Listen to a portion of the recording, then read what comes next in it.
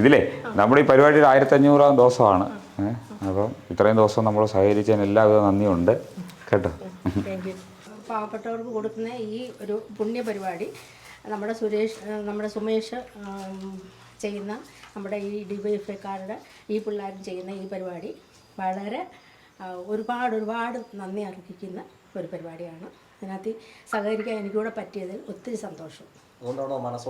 മനസ്സോട് കൊടുക്കുന്നത് ഇതിങ്ങനെ എല്ലാവരും ഇതുപോലൊക്കെ ഈ നല്ല പുണ്യപ്രവൃത്തി ചെയ്താൽ ഏറ്റവും നല്ലതായിരിക്കും. ഇതിനോളം വലിയൊരു പുണ്യം വേറൊന്നുമില്ല.